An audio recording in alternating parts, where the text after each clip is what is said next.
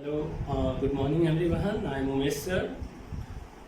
This is my second video, and in last video I think so some of the topics, especially the notes part, is not clearly visible.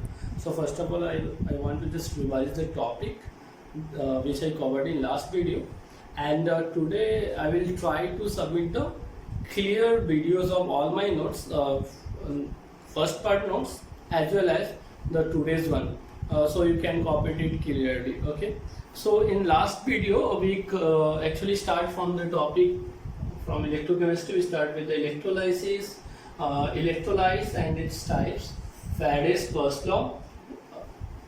So in Faraday first law we covered the statement part at the mathematical form. The statement of Faraday first law is, it states that total mass of substance deposited at electrode is directly proportional to electricity. That means W proportional to Q. So W equal to ZQ, and for Q we can also write IT, that is I is the current, T is the time, and always current in ampere and time in second. So we can also write W equal to ZIT. Here Z is constant of proportionality, which is called electrochemical equivalent, and for Z we can write E upon 96500. So finally we get the equation W equal to E upon 96500 into I into T. Now let us see the calculation part of 1 mole of charge of 1 mole of electron. We know very well charge of 1 electron is 1.602 into 10 power minus 19 coulomb. Therefore charge of 1 mole of electrons is equal to Avogadro number into charge of 1 electron. After calculation we get 96487 coulomb per mole, which approx value is 96500 coulomb per mole, and which is also called 1 Faraday. Now which value we are going to use in the numerical problems? If 96487 is given, then we use 96487. Otherwise we always use 96500 coulomb for Faraday, that is the value of 1 F. I already told you regarding the cathode reaction. This is the other method also. After applying this, we can directly convert the charge to the mass of the substance deposited at cathode, and these values are constant actually. So you can see from the given equations that Cu2 plus 2 minus gives copper. So here 2 moles electron is there. That means it requires 2 Faraday electricity to deposit 1 mole, and this 1 mole is equal to 63.5 gram. If you want to convert into coulomb, so we know very well in 1 Faraday 96500 coulomb. That means 2 into 96500 coulomb require 63.5 gram. Similarly Zn2 plus, it also requires 2 Faraday for 65 gram of zinc. Now for silver, here it is 1 mole of electron, so 1 Faraday charge or 1 Faraday electricity is required for its 1 mole or 108 gram of silver.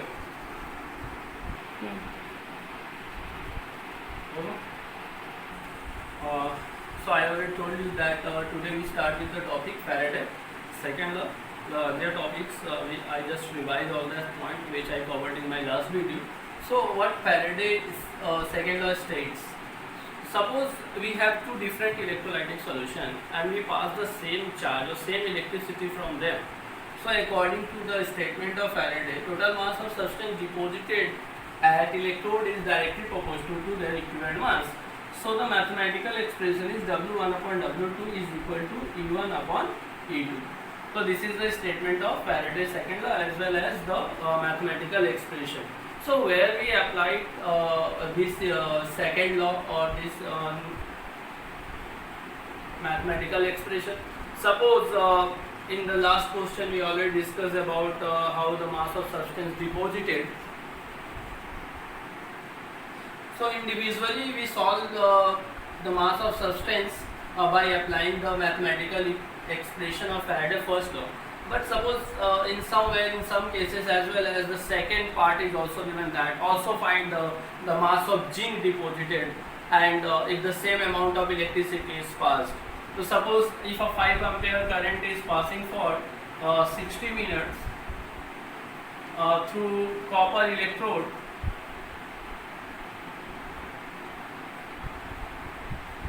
and you have to find the mass of copper deposited at electrode. So you can solve this value by applying the first law expression. But simultaneously, if there is a question that also find the mass of zinc at electrode if the same charge is passing through it. In that situation, no need to solve according to first expression. You have option. If you have the value of the mass of copper deposited, then you can apply this mathematical expression of second law, and you can get the value for zinc which is deposited at electrode. So you have a choice, either you can solve by using the Faraday first law expression or by Faraday second law expression. Now after this topic, our next topic is Ohm's law. So student, you already completed Ohm's law, you have the idea of Ohm's law from class 10 electricity.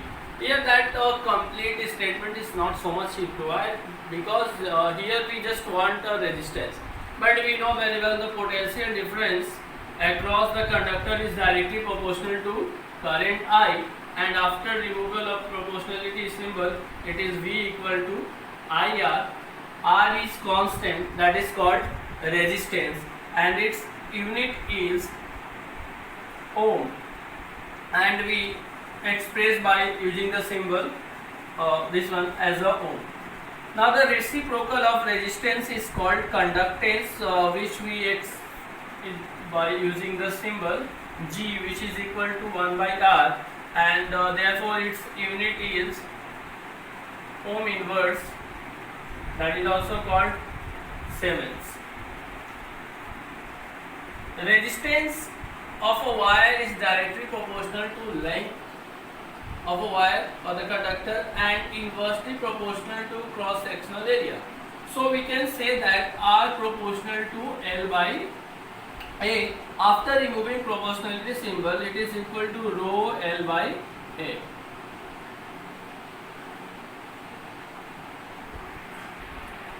So resistance is directly proportional to length of the wire, inversely proportional to its cross sectional area. So we can write from equation 1 into that R proportional to L by A. After removing proportional symbol, it is rho L by A. Rho is constant called resistivity.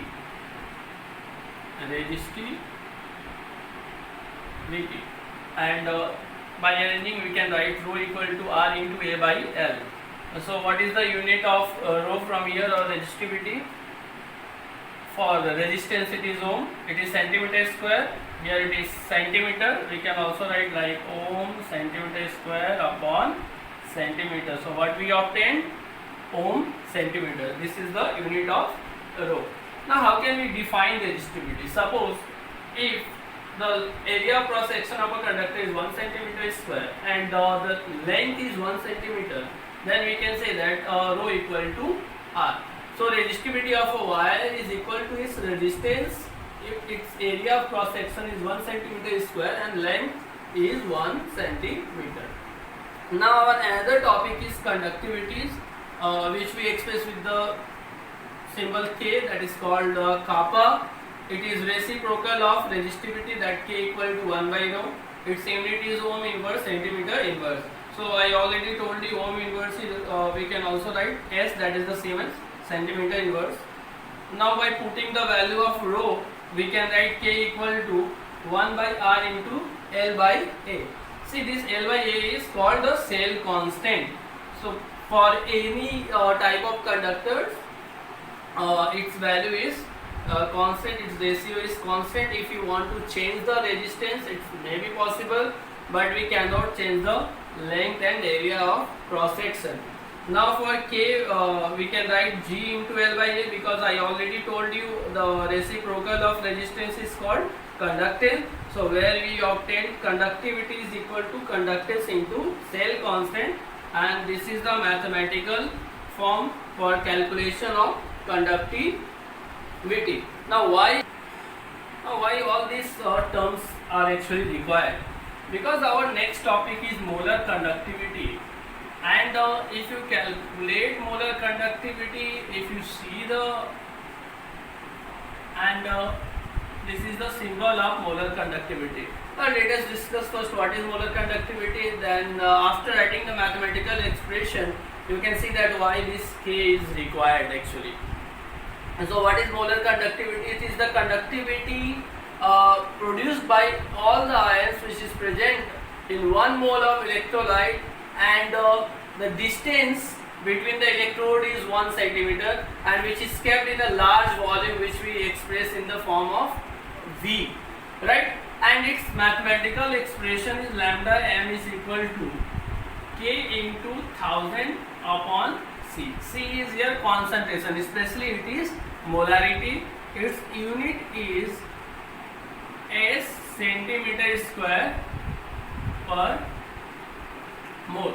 See student, whatever the topic I already completed till now, or I completed in this video, at last I submitted the fair notes part, and today I especially focus on that. The video is not going to be blurred and it's going to be seen clearly, so it is easy for you.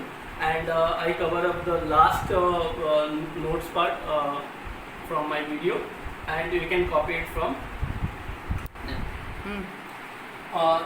so I already told that limiting molar conductivity, that is lambda m equal to K into 1000 upon molarity.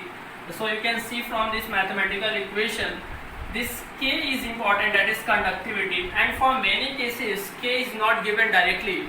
For calculation of K, the value of R, the value of cell constant, or whatever the forms I am using in this video, right? That kind of form can be used to calculate K, and after finding K we can easily find the molar conductivity. And this is the molarity, it may be 0.1, 0.2, 0.5, any value, any concentration may be given, and by putting all this value we can find the molar conductivities. And I already told you its unit is S centimeter square per mole. So for K only I have to derive the equation or the expression starting from the Ohm's law by using the equation V equal to IR, then R proportional to L by A, then R equal to rho into L by A. The reciprocal of rho, that is resistivity, is called conductivity. It is K equal to 1 by rho, and K equal to 1 by R into L by A, and then finally we get the relation conductivity is equal to conductance into cell constant. Now after molar conductivity, our next topic is limiting molar conductivities. What it is? When concentration approaches 0, it is very simple. When concentration approaches 0, molar conductivity is said to be limiting molar conductivity. You can see the symbol representing the limiting molar conductivity and molar conductivity. Here we have to write not for the limiting molar conductivity. Okay. Now the next topic is Corless law.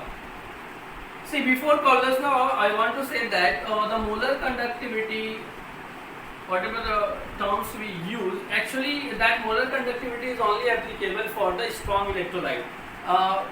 We cannot find the molar conductivity or limiting molar conductivity of weak electrolyte by using this equation. So Corless gives a statement, and by using that statement, also by using the mathematical form of Corless, we can find the limiting molar conductivity of electrolyte. So what is the statement of Corless law? So it states that the limiting molar conductivity of an electrolyte is the sum of the individual contribution of its cation and anion. You can see from this equation, if you have to calculate the limiting molar conductivity of NaCl, we can write the limiting molar conductivity of Na plus and limiting molar conductivity of Cl minus. Means if you have the individual value of their limiting molar conductivity, by adding these two you can simply find the limiting molar conductivity of the electrolyte. Now how can we find the limiting molar conductivity of weak electrolyte? So in your numerical problems, either their individuals ions values are given, or whenever you calculate the limiting molar conductivity of weak electrolyte, for that a minimum of limiting molar conductivity of 3 electrolytes given, and that I already explained in my notes part, which I will show you in the numerical problem. Now let us see the next one. What is the use of this limiting molar conductivity and its Corless law? So by calculating the limiting molar conductivity, we can also find the degree of dissociation, which we completed in solution also, but here the form is different. It is the ratio of the molar conductivity at any concentration. You can see here C is there. C represent at any concentration upon the limiting molar conductivity. Here it is not. Okay. For any numerical problems, out of these two, any one value is given. One you have to find. Now the question is, how can we identify the lambda Cm is given or lambda naught m is given? We just read the numerical problem clearly. If there is a term that limiting molar conductivity of the substance, so it is naught m is given, and if it is given like the molar conductivity of 0.1 molar solution is suppose 2.58 centimeter square per mole, it indicates it is simply molar conductivity. Okay, so any one value can be given, and suppose lambda naught m is given, you have to find lambda Cm, so you can calculate by using the molar conductivity expression. And for naught m, either their cation anion values are given, or the limiting molar conductivity of three different electrolytes is given. By using that, we can find the limiting molar conductivity. Now after degree of dissociation, we can also find dissociation constant, which is C alpha square upon 1 minus alpha. So see one example that how limiting molar conductivity of weak electrolyte can be found by using the limiting molar conductivity of three different strong electrolyte. So suppose we have to find the limiting molar conductivity of acetic acid. We know very well it is a weak electrolyte. So what is its dissociation one? We get acetate, lambda naught m of acetate plus lambda naught m of H plus. And for this calculation or for this unknown point, these three terms are given, that is the limiting molar conductivity of sodium acetate, HCl and NaCl are given. See, after dissociation we get acetate ion and sodium ion from sodium acetate. From HCl we get H plus and Cl minus. From NaCl we get Na plus and Cl minus. Now you can see from these three given terms, the required ions is acetate and H plus, which we get from the first equation we get acetate, and from the second equation we get H plus. So mathematically what we will do, we just add these two equations. Simultaneously you can see these two extra ions is also come in the equation. See, if you can subtract the third value, Na plus and Cl minus, then this one is going to be cancelled out. So finally what we get? The very simple mathematical form, that is the limiting molar conductivity of acetic acid is equal to the limiting molar conductivity of sodium acetate plus limiting molar conductivity of HCl and limiting molar conductivity of minus limiting molar conductivity of NaCl. So by adding the value of first two and subtracting the third equation, we can find the limiting molar conductivity of weak electrolyte. So this is the second form. First one is very simple. Suppose we have to find the limiting molar conductivity of acetic acid, and for acetate and H plus is given, so you can simply add. But for many cases, the second form, that is the limiting molar conductivity of three different electrolytes are given, and simply by adding the two value and subtracting the third one, we can calculate the limiting molar conductivity of electrolyte. So only two methods can be used according to Calder's law. Now what is the application of Calder's law? So it is used to find the limiting molar conductivity of weak electrolyte. It is also used to find the degree of dissociation of weak electrolyte, and it is also used to find the dissociation constant of weak electrolyte. So all up to this topic I completed in my video, and after that I am going to add the complete notes part as well as the numericals, which I already covered all this formula which I covered in my lecture. All this form you are going to get in my notes part, so you can copy from them and try to practice from these numericals. You just change the value and solve 5 to 10 numericals on that, and please try to complete the in-text question and exercise questions which is based on all this topic which still we completed in this video. Thank you.